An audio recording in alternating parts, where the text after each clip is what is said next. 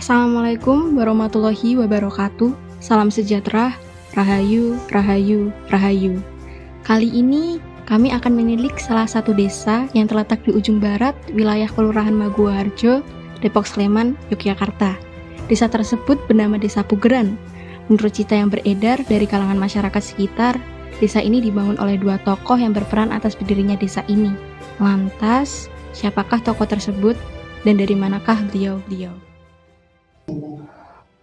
Sebelumnya terima kasih atas waktunya. Yang sebelumnya juga mungkin kami di sini sebagai generasi yang kesekian yang ada di Pugeran memohon maaf yang besar-besarnya apabila dalam penjelasan kami, dan kami juga merasa bahwasanya dengan rendah hati bahwasanya masih banyak kekurangan dari nanti yang akan kami sampaikan.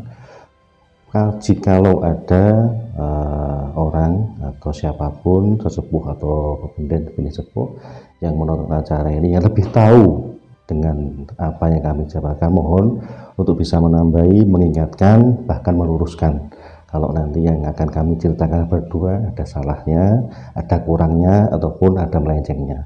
Hanya kita sebagai generasi yang kesekian di Pugeran berusaha kemarin kita mencari informasi, menggali ke sana ke sini, bahkan sampai saya sempat sowan ke keraton untuk mencari asal usul desa atau padukuhan Pugeran, bahkan sampai ke abdi dalem yang khusus menyerat nasab.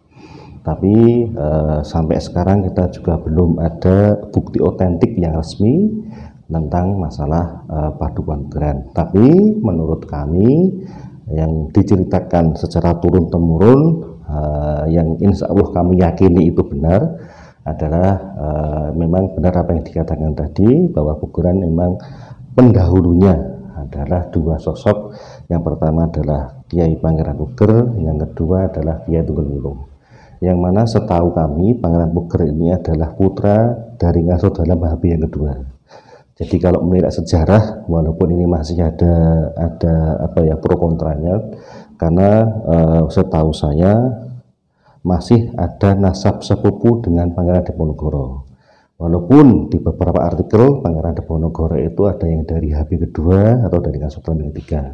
Kami yakini Pangeran Puger yang di Pugeran ini adalah yang dari HB kedua, karena di nisannya memang ada tulisan dari HB kedua dan masih sepupu dengan Pangeran Diponegoro, yang mana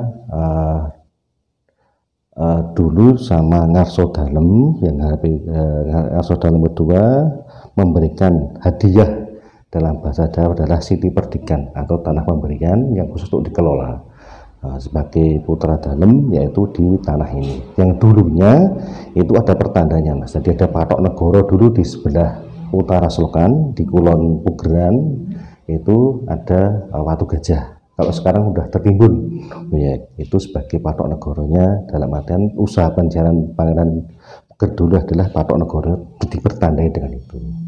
Yang kedua adalah ditemani dengan senopati. Jadi Kiai Tunggulwulung dulu senopati, Mas. Jadi berupa laskar. Sampai sekarang pun laskar itu ada. Di Kebumen itu masih ada laskar Tunggulwulung, karena itu adalah sebutan untuk pasukan sebetulnya. Dan Kiai Tunggulwulung itu dijadikan penasihat atau teman dari Pangeran Puger. Dan dulunya Pugeran itu bukan Pugeran, tapi namanya Paugeran. Bahkan sampai sekarang masih tercatat resmi di Kabupaten Sleman bahwasanya itu Pugeran.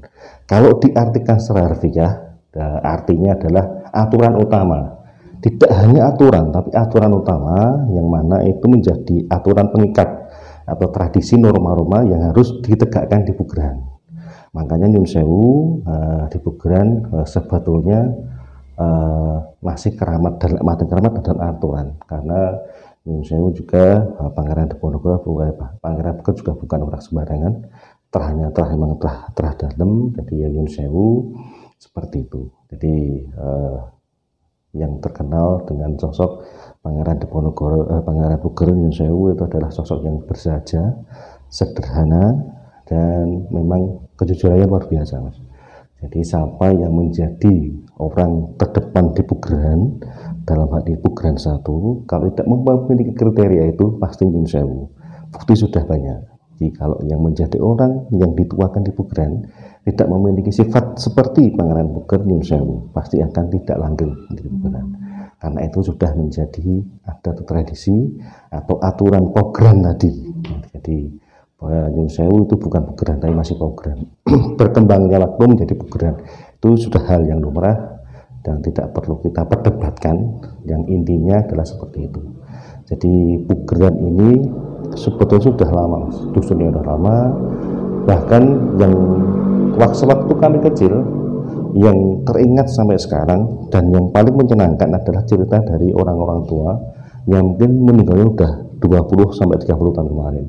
Jadi bahwasanya pada masa penjajahan Belanda, baik Belanda maupun Jepang, kalau ada orang ketangkap biasanya kan dibunuh Mas, ditembak.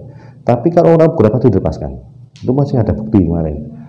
Saya masih ingat, saya sempat bertanya langsung dengan beliau, itu almarhum Mbah Wiryo. Itu sempat bertanya dulu di Casagrande itu masih berupa sawah. Itu tertangkap di sana, tapi udah dipukul Mas. Dipukul pakai kopor, ya udah berdarah. Dia bilang ditanya sama pihak Belanda, orang mana Pugeran, disuruh lepas, nggak ditembak.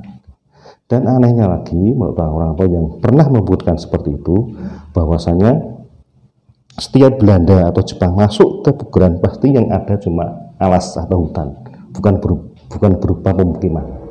Ya walaupun nyun sewu, pemukiman zaman dulu belum dikatakan layak Mas Aryo ya, karena ya seperti itu. Tapi kita sebagai generasi sekian harus mengetahui etika atau norma yang ada di Pugeran tadi.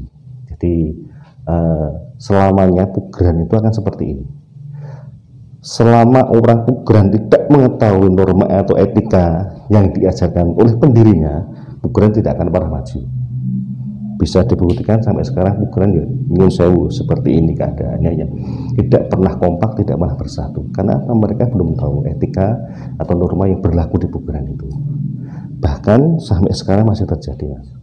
Karena tirakatnya Mbah Puger itu memang tirakat dan memang telah dari dalam. Bahkan sampai sekarang kalau menurut kami ada tempat semedi masih ada Mas. Tapi nyun sewu itu hanya orang-orang tertentu yang tahu.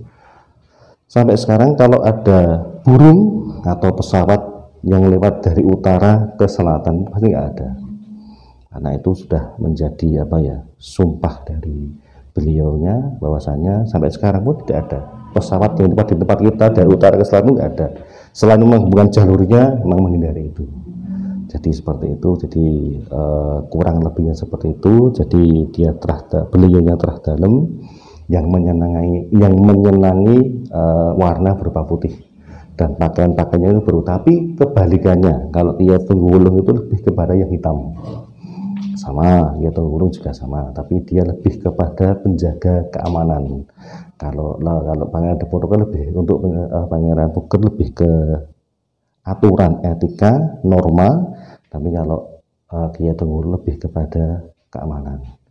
Yang mana kedua tokoh ini sangat kami hormati dan diakui juga sama pihak orang-orang yang memiliki kekuatan mata sendiri, memang luar biasa. Jadi kita sebagai anak muda atau generasi kasihan ya harus menjaga etika norma itu, karena semakin kita bisa mengetahui, setidaknya menyadari atau setidaknya mempelajari sejarah seperti ini, kita akan lebih tahu Pugeran itu di mana. Yang lebih ke Pugeran jati diri kita sendiri Mas. Jadi jangan pernah melupakan pendiri di Pugeran ini. Jadi karena selama ini yang terjadi adalah orang Pugeran sendiri sudah banyak melupakan pendiri Pugeran, yang mana tradisi-tradisi yang adiluhung sudah ditinggalkan. Insya Allah alhamdulillah di Pugeran masih ada wayangan, yang mana setiap Sapar alhamdulillah itu sudah mulai masuk bulan Sapar Mas. Harusnya tanggal 23 Sapar Mas, Pugeran itu kejataan untuk wayangan. Tapi dikarenakan kondisi pandemi sudah hampir 2 kali ini kita tidak mengadakan.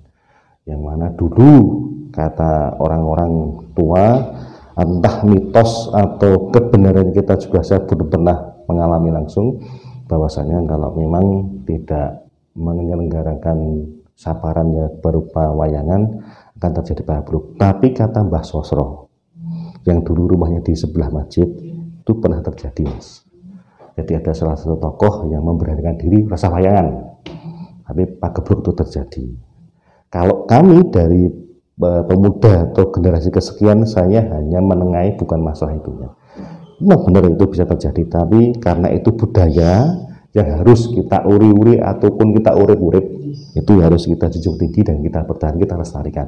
Tadi kemarin kalau setiap ada wayangan di Pugeran, tujuan kita hanya itu.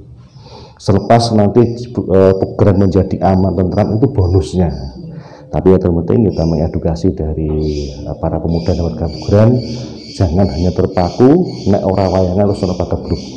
Untuk zaman sekarang mungkin sudah tidak berlaku, walaupun itu benar adanya tapi nggak bisa berlaku. Itu yang ingin kami sampaikan. Jadi intinya adalah selama kita bisa menjaga norma atau program yang dijadi diri kita tadi, insya Allah kita hidup dimanapun, tidak hanya di Pugeran, maka insya Allah kita akan menjadi orang yang bermanfaat bagi orang lain, karena sebaik-baiknya orang adalah orang yang bermanfaat buat orang lain. Nah,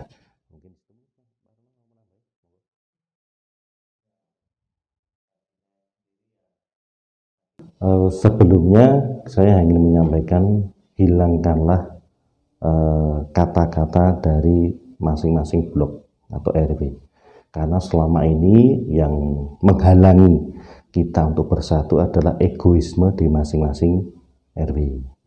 Jadi selagi kita ingat apa yang menjadi pesan atau program tadi, insya Allah program akan lebih baik lagi dan akan lebih menjamin untuk masa depan. Dalam hal ini monggo kita awali sebagai kawula muda ini yang belum banyak terjadi konflik antar RW, monggo kita satukan Pugeran ini, karena potensi Pugeran luar biasa, Mas. Apa aja di Pugeran itu ada sebetulnya. Sing iso karawitan yono, iso noprak yono, jadiran ngomongna, solawatan iso, solawatan modern yono, sik ngaji pinter akeh.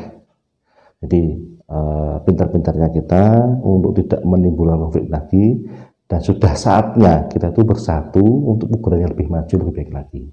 Selama kita ingat program tadi, insya Allah di jati diri kita akan terbentuk suatu rasa yang selalu ingin menjadi Pugeran lebih baik dan bersatu. Ini seperti itu, Mas. Menurut saya itu, Mbok ya, pemuda itu jadi satu untuk terjun ke budaya, sama kita itu selalu rukun gitu aja, Mas. Soalnya pemuda-pemudi itu di Pugeran udah pada masing-masing blok, apalagi sekarang udah era modern, gadget-gadget, jadi mereka itu jarang berkumpul satu sama lain, cuman mainan gadget. Ini sekarang alhamdulillah kita udah sama Bapak RW, Bapak Panggung ya udah pada udah banyak menyambungkan aspirasi kita pelaku budaya-budaya di Pugeran selama itu kan. Sekarang mau karawitan juga alhamdulillah sekarang sudah ada. Kalau mau ada yang kesenian kuda lumping ya ada, terus kesenian mau ketopraan, karawitan ya segala macam itu sudah ada. Mari kita jaga dan melestarikan kesenian budaya di Pugeran ini. Udah gitu aja.